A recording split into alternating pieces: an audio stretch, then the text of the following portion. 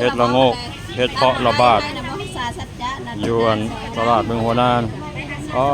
ออกให้ออกว่าดอกโดยเฉพาะเฮ็ดละโงกเต็มเลยเฮ็ดละโงกขายเป็นอันนี้ธงอะไรเอ้ยธงอะไรนี่ถุงหนึ่ง2 โลโอ้2 โลเนาะโลนี้200,000โล200,000โอ้โล200,000เฮ็ดละโงก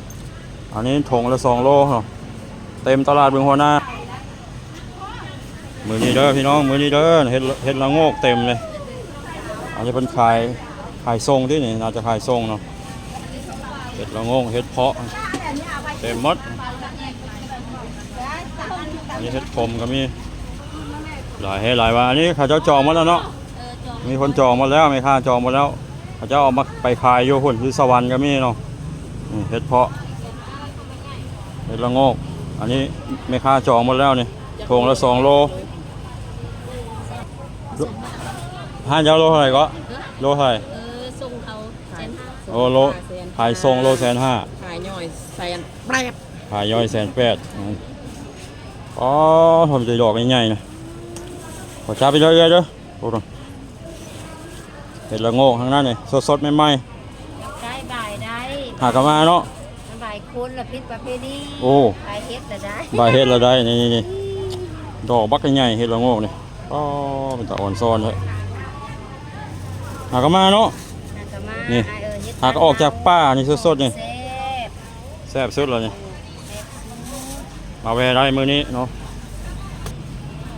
มาเบิ่งโซนในแห้งหลายคุณมีฮอดเฮ็ดเพิ่งบ้านี่เฮ็ดเพิ่งก็มี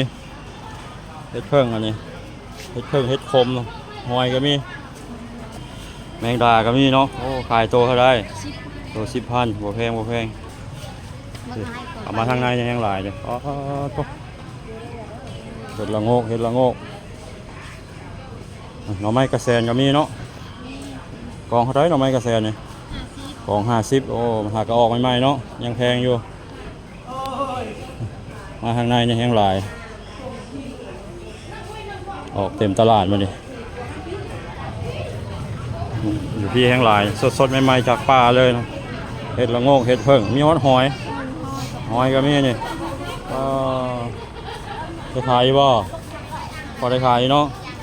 นี่หากระออกมาจากป่านี่เจ้าหาเองบ่ได้หาเองเห็ดอันนี้เห็ดละโงกเนาะเห็ดละโงกเหลืองนี่สดใหม่ๆสดอีหลีเลย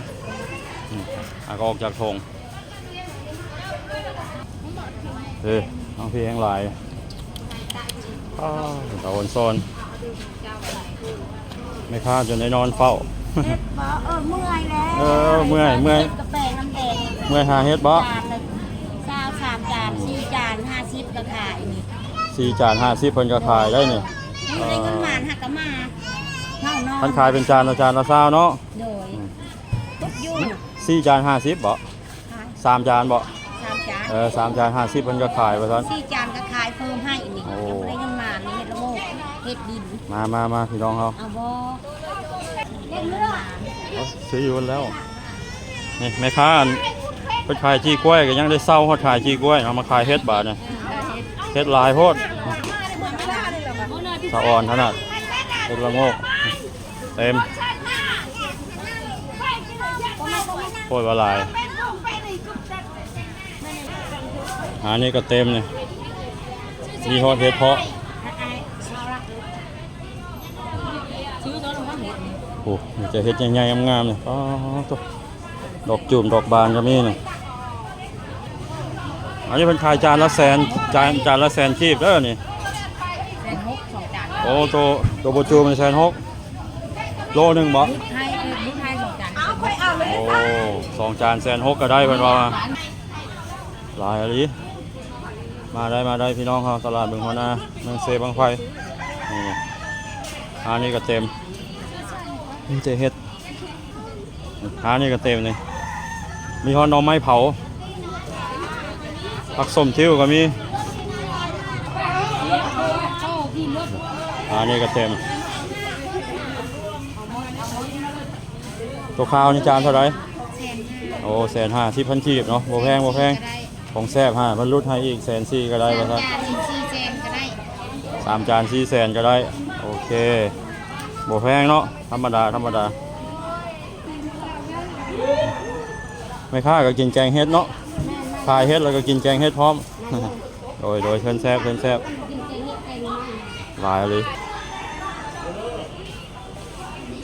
ขนมครกก็มี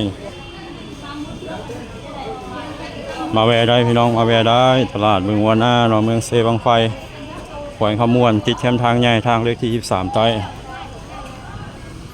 เบิ่งนี่รถกระบะเขาเจ้าจนเอารถกระบะมาใส่เอาไปขายทางสวรรณเขตลายอะไรได้เนี่ยเป็นกระต้าเลยเนี่ย